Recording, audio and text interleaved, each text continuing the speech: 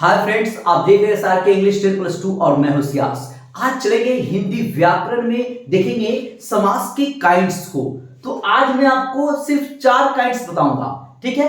अव्ययभाव समास, कर्मधारय समास, द्वंद्व समास और द्विगु समास, ठीक है। ये 4 के बारे में इतना बढ़िया से मैं आपको बताऊंगा कि फिर एग्जाम में आप आंख बंद करके टिक मार देंगे ऑप्शन में, और जिंदगी भर आप ये कभी नहीं भूलेंगे। ऐसा मैं बताऊंगा, दुनिया का कोई भी ट्रिक, कोई भी किताब आपके सामने सब बेकार होगा, क्योंकि आपको मैं बता दूंगा कि क्या होने वाला है, इसका थ्रू कैसे पहचानेंगे, है ना। तो चलिए तैयार हो जाइए, ऐसे नहीं, बिल्कुल कॉपी लीजिए, कलम लीजिए और सामने बैठ जाइए। सामने बैठिए, हाँ, और तब देखिए मेरा कमाल। चलिए, तो समास हम लोग पढ़ रहे थे नहीं, काइंड्स हो गया है, इसका परिभाषा हो गया है, कैसे पहचानेंगे ये सब हो गया है। आज है काइंड्स का बारी है, एक एक करके पढ़ाएंगे सबके बारे में, ठीक है। तो सबसे पहले अव्ययभाव समास है, इसको कैसे पहचानेंगे। तो अव्ययभाव समास में क्या होता है कि इसका जो आ, बे, प्रति, भर, यथा या दो समान शब्द, मतलब इतना जो आप देख रहे हैं ना, आ, बे, प्रति, भर, यथा, है ना, ये किसी भी वर्ड के स्टार्टिंग में आके लग जाएगा। ये किसी भी वर्ड के स्टार्टिंग में आके लग जाएगा, इसका मतलब है वो समास आपका अव्ययभाव समास है। हाँ, स्टार्टिंग में आ जाएगा। क्या स्टार्टिंग में आ जाएगा?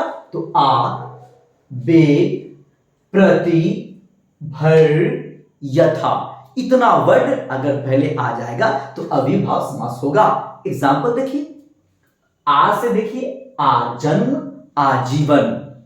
आ लगा हुआ है, बिल्कुल सही है, पहचानना आ गया। आपसे कोई पूछेगा बताइए आजीवन कौन सा समास है, तो अव्ययभाव समास है। कैसे पहचाने? आ लगा हुआ है। आपसे पूछेगा आ जन्म कौन सा समास है, तो आप क्या बोलेंगे? अव्ययभाव समास है। कैसे पहचाने? तो आ लगा हुआ है, ठीक है। फिर आगे बढ़ेंगे, बे से बेरहम, बेरहम, तो बे लगा हुआ है तो अव्ययभाव समास है। प्रति, प्रतिदिन, प्रति माह, प्रति सप्ताह, तो प्रति भी लगा रहेगा, प्रति भी लगा रहेगा, तो वो कौन सा समास होगा? आगे भर, भर भी लगा रहेगा, तो कौन सा समास होगा? अव्ययभाव समास होगा। जैसे भर पेट, भर सक, ठीक है। तो इतना, हाँ, आगे देखिए, यथा, यथा भी लगा रहेगा तो अव्ययभाव समास होगा। यथाशक्ति, यथा संभव, ठीक ना। तो इतना कहीं भी लगा रहेगा, आप एक बार में समझ जाएंगे कि कौन सा समास है। एक और ट्रिक है, दो समान शब्द भी अगर रहेगा ना, दो समान शब्द भी अगर आ जाएगा, वो भी आपका अव्ययभाव समास होगा। कैसे?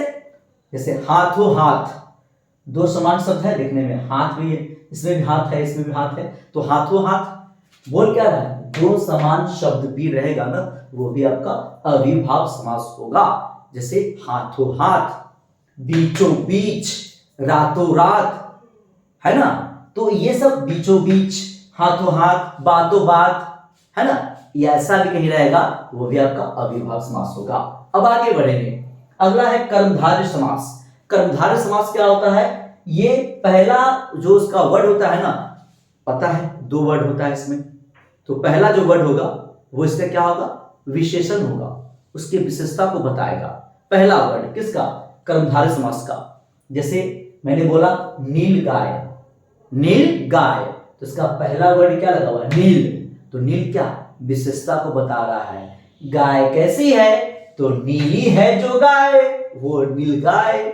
नीली है जो गाय, वो नील गाय, है ना। इसका पहला वर्ड जो है विशेषता को बताएगा, वो क्या है? विशेषण है।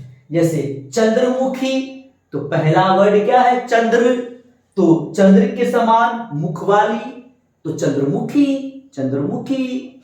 अगला है महानायक, तो आगे महा लगा हुआ है, विशेषता को बता रहा है कि नायक कैसा है, नायक कैसा है, तो महान है जो नायक, महान है जो नायक।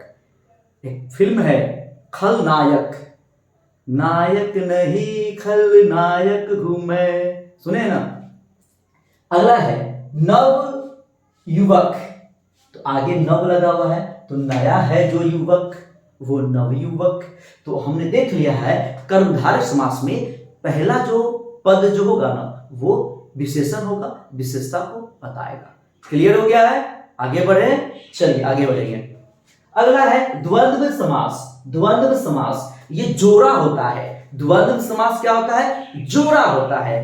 कौन सा समास? द्वंद्व समास। ये जोड़ा होता है। जैसे बहुत सिंपल है, इतना सिंपल है ना कि 6 महीना का बच्चा भी बना सकता है। हाँ, बहुत ही सिंपल है, बहुत सिंपल है। 6 महीने का बच्चा भी बना सकता है, आपसे क्यों नहीं बनेगा?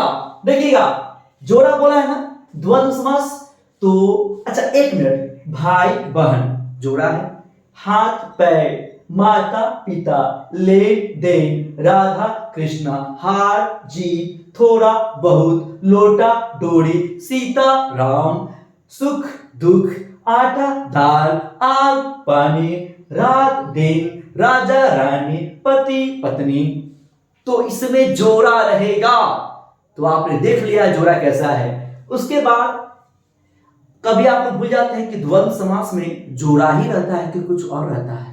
तो जोड़ा रहता है। तो इसको याद करने का ट्रिक है कि द्वंद्व समास ये जोड़ा को इंडिकेट करता है। हाथ पैर, माता पिता, राजा रानी। तो आप देखिए, द में व लगा हुआ है, यहां भी द में व लगा हुआ है, तो जोड़ा हो गया। जोड़ा हो गया ना, तो आपको याद रहेगा। आज जोड़ा हो गया। उसके बाद बीच में हाइफन है, सब देखिए तो सब में हाइफन होगा लगा हुआ है ना, हाइफन लगा हुआ।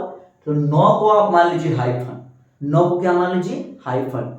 तो जहां पे बोले द्वंद्व समास बताओ तो पहचानते हो? हाँ पहचानते हैं। द्वंद्व जो समास होता है ना वो जोड़ा शो करता है ना, जैसे हाथ पैर, है ना, मुंह कान। ठीक है, कोई दिक्कत नहीं है, आगे बढ़ सकते हैं। चलिए अगला है द्विगु समास। द्विगु समास, ये द्विगु समास क्या है? ये द्विगु समास जो है संख्या को शो करता है, संख्या शो करता है, नंबर को शो करता है, वही इसी का नाम है द्विगु समास।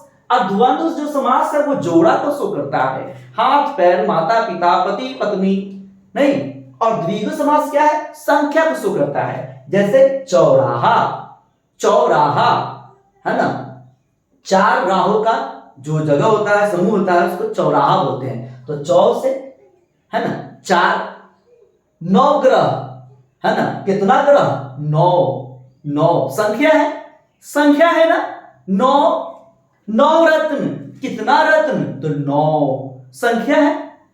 त्रिलोकी, वाह, त्रि मतलब 3 और 3 क्या है? संख्या है। पंचानन, पंच मतलब 5, दोपहर, कितना पहर? 2 पहर, वाह, संख्या है। पंचतंत्र, कितना तंत्र? 5। त्रिनेत्र, कितना नेत्र? 3। पंचवटी, 5 पंच। त्रिदेव, 3। तो द्विगु समास जो है उसका पहला ही पद संख्या को शो करता है, और जब संख्या को शो करेगा उसको कौन सा समास बोलेंगे? द्विगु समास बोलेंगे। तो चलिए जल्दी से इसका स्क्रीनशॉट लिया जाए। हमको तो इतना आसान लग रहा है, इतना आसान लग रहा है कि क्या कहें आपको। लिखिए। तो चलिए, अब आपने स्क्रीनशॉट ले लिया है, वीडियो को वायरल कर दीजिए, इतना शेयर करिए, इतना शेयर करिए कि सब सीख जाए समास। ठीक है, तो आज के लिए इतना ही। कमेंट में आप लोग जवाब देते ही नहीं है, जाने आप लोगों को कमेंट करने आता है कि नहीं आता है, मुझे तो पता नहीं है। लेकिन अगर आपको आता होगा तो कमेंट करके एक बार बताइए कि मुझे कमेंट करना आता है, और मुझे वीडियो कैसा लगा आप वो भी बताएंगे। ठीक है, तो आज के लिए इतना ही। जय हिंद।